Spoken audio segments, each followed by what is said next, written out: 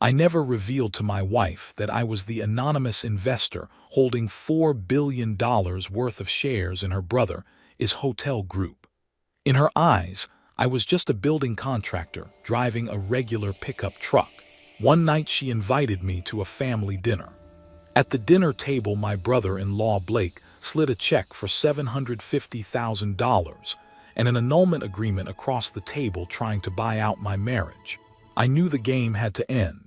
The envelope lay silently on the dinner table like a ticking time bomb. My brother-in-law Blake pushed it across with 2 fingers, as casually as passing the salt shaker. Inside was a check, and from the look on his face, he thought this solved everything. His contempt was palpable, as if he were tossing spare change to a beggar. What Blake did not know was that this hick, in work pants with construction dust under his fingernails, actually owned enough voting shares to kick him off his own board before breakfast tomorrow. His entire business empire was merely something I had built. I had been waiting for the perfect moment. Tonight was that moment. It was the season for harvest. In fact, this game was never fair from the start. When I began building my investment empire, I had a simple principle. Never let people know what you truly own until you are ready to use it. This is called stealth wealth, the art of hiding your assets to avoid being targeted by opportunists. I learned this principle at the age of 25 when I sold my first construction company for $20 million. I showed off, and everyone wanted a piece. Friends, family, strangers. That feeling gave me a new understanding of the nature of wealth. Wealth isn't for showing off. It is power, a tool, a weapon. My choice of a building contractor as a cover was not accidental. It is a job people respect, but one that doesn't raise questions. When people saw me in work pants driving a pickup truck, they thought, he works hard. He is honest. They would never think this person might own a multi-billion-dollar investment portfolio. 4 years ago, I met Emily at a charity event. She was volunteering, not for a photo op, but because she cared. She was different from her family, sincere, kind. When I asked for her number, she warned me. My family is very focused on success and appearance. If that is going to be a problem, we should probably just stay friends. She looked at my work pants. They will judge you based on what they think you have. It is not fair, but that is just how they are. I told her the truth, or at least part of it. Success means different things to different people. My measure of success is being able to sleep at night knowing I did the right thing. 6 months later, we were married. Her family barely tolerated it. Blake's toast was full of veiled sarcasm about her marrying down. Her parents, Richard and Victoria, smiled through gritted teeth. They saw a contractor. They did not see the investment network I had quietly built over 15 years, including their core asset. 8 years before I met Emily, her brother's hotel chain was hemorrhaging money. Traditional investors wouldn't touch it, so I stepped in through a layered, ultra-anonymous holding company. I saved his company 3 times, not out of kindness, but because I saw its underlying value. And as Emily's family's core asset, it was the perfect hostage, the ultimate leverage. Throughout this entire process, Blake always treated me as someone incapable of understanding business. He would condescend to me at dinner explaining revenue management like I was a child. I would nod and ask simple questions, watching him swell with self-importance. Then came the invitation. Dinner at Blake's penthouse. Just immediate family. Friday arrived. I wore slacks and a sweater, the uniform of acceptable mediocrity. Blake's penthouse occupied the top floor of his own hotel, a monument to the success I had helped him achieve. Dinner was catered. Blake held court discussing a new property in Miami. Then dessert came, and so did the envelope. "I think we should talk about the thing that has been troubling all of us," Blake began, adopting his CEO voice. "We have been patient, but Emily shouldn't have to struggle financially due to misplaced loyalty." Emily grabbed my hand under the table. "Blake, what are you doing?" "I haven't opened it yet," I said calmly, picking up the envelope. Inside was a check for $750,000 and annulment papers. Sign the papers, take the money, and disappear, Blake said. Everyone wins. This is more than you will make in 10 years, he continued. You will be better off. She can find someone more suitable, someone who can provide the life she deserves. His tone was like discussing pest control. Emily shot up. You cannot be serious. You are trying to buy my husband off. What do you think our marriage is? We are being practical, Victoria interjected. Darling, you gave up so much when you married him. We cannot watch you struggle anymore. I am not struggling, Emily shouted. I am happy. Why cannot any of you see that? But Blake didn't even look at her. His eyes were fixed on me. You won't find a better deal. Take the money and leave. It is your last chance for decency. I put the documents back into the envelope and slid it back to the center of the table. An interesting offer, I said, my tone level, but this is too large of a transaction for me. I think I need to consult my attorney. I pulled out my phone and dialed a number. Thompson Law Firm. This is Jack Thompson. Jack, it is me. I need you to clarify some equity information for the people at this table. I am going to put you on speakerphone. I placed the phone in the center of the table.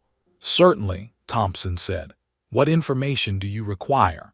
Can you tell everyone present the ownership structure of the Blake Hill Hotel Group? Specifically, who owns the controlling interest? Silence. Everyone stared at the phone.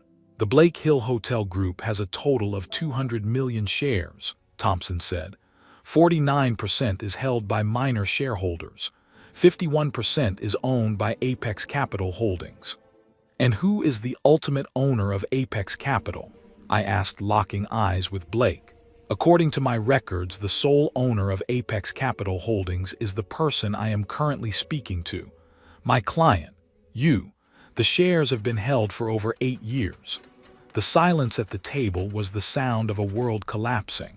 Blake's face went from pale to ashen gray. Richard dropped his wine glass. Victoria's mouth hung open. It means I own 51% of the voting control in Blake's company, I said, keeping my voice calm.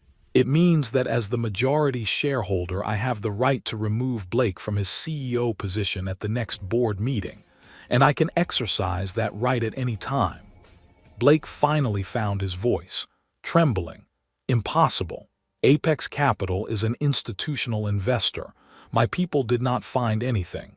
It is indeed, I cut him off. And I am that institution. For the past 8 years, whenever your company needed capital, I provided it. When banks refused to lend, I bought your bonds. Your due diligence, Blake, was built on the results you hoped to see, not on the facts.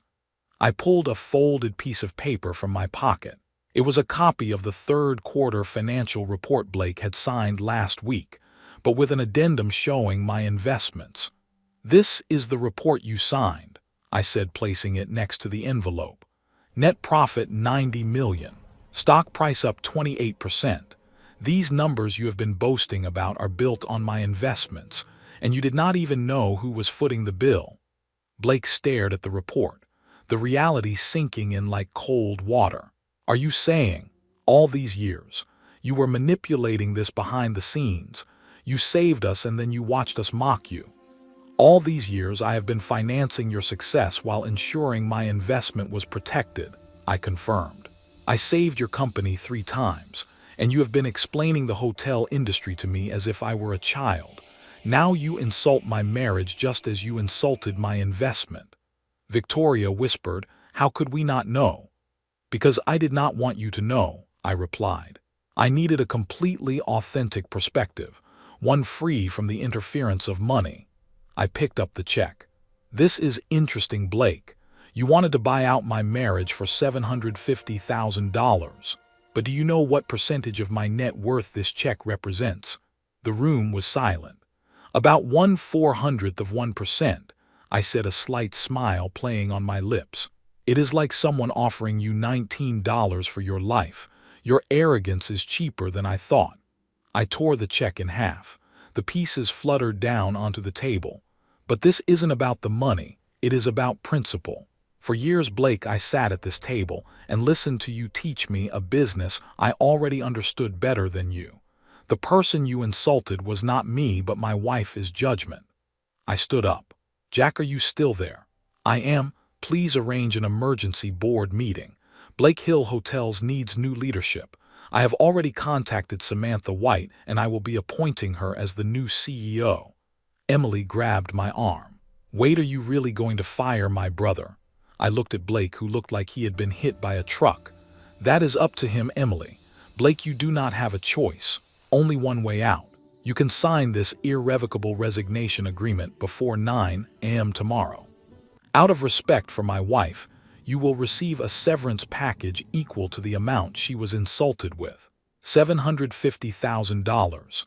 Or, I continued, I will use my voting power to dismiss you at 10 a.m. tomorrow and you will get nothing, including your reputation. You have 12 hours. Blake's mouth opened and closed. No arrogance remained, only fear. I accept the resignation, he squeezed out. A wise choice, I said. Jack, ensure his access is revoked immediately. I hung up the phone. It is time for us to go home.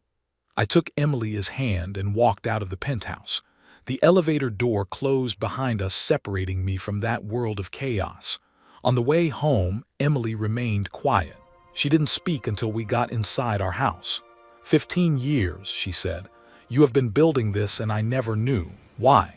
I didn't want money to be a factor in our relationship, I said gently. I wanted to know that you loved me. The person, not my bank account.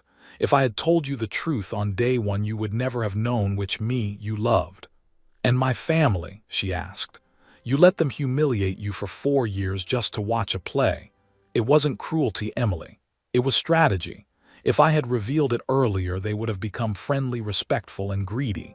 But their nature wouldn't have changed. Tonight they chose to sell you out. They showed their true colors. So you really are richer than Blake? She asked, looking into my eyes. I smiled. Emily, I am wealthier than your father Blake and your entire family combined. My portfolio is worth approximately $3 billion. Her eyes widened. $3 billion, approximately. But we do not need to change anything. We keep this house. We keep our lifestyle. Money is just a tool. Today I used it to shape a consequence. I promise you this was for the sake of our marriage. The next morning my phone rang. It was Blake. I signed the documents, he said, his voice small. You will receive the money. Do not contact me again, I told him. My investment has yielded its return. I have one question, Blake said. Why did you save my company? If you have $3 billion, you didn't need it. I considered the question. Because destruction is easy and construction is hard. I didn't want to destroy anything. I wanted to build something valuable while punishing those who abused their power. Now you have to start from scratch without my invisible backing. That is the consequence you deserve. I hung up. Emily was standing by the doorway. He accepted, she asked. It is over, I said. My game is finished. Their lesson is just beginning. Emily walked up to me and embraced me. I used to worry, she whispered.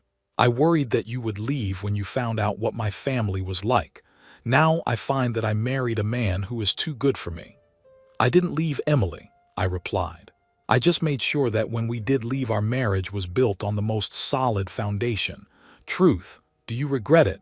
Not for a second, she said, because now I know. I know that being underestimated is sometimes the greatest advantage you can have. So who are you now? She asked, smiling. I am the same person I have always been, I said. A man who understands that power without purpose is just noise. And most importantly, I am your husband. The man who in your family's eyes wasn't worth $750,000, but who in my eyes is worth $3 billion, and who will always choose you. The envelope didn't change everything. It revealed everything. Sometimes that is exactly what people need. Not destruction, but truth. Not revenge, but consequence. Blake tried to buy me for pocket change. Instead, he got a multi-billion-dollar lesson. True power isn't about what you can control, but what you choose to build. I still drive my pickup truck. I still live in our comfortable house. I still wear my work pants. Because the best cover is the one that requires no cover at all. I used to be the dangerous man everyone ignored. Now I am just a building contractor who happens to understand the true value of power. Thank you for listening. We are curious in which corner of the world are you watching this video right now? What time is it there? Please let us know in the comments. We wish you a wonderful day. If this story resonated with you, please do not forget to like, share, and subscribe. We hope to meet you again in another story.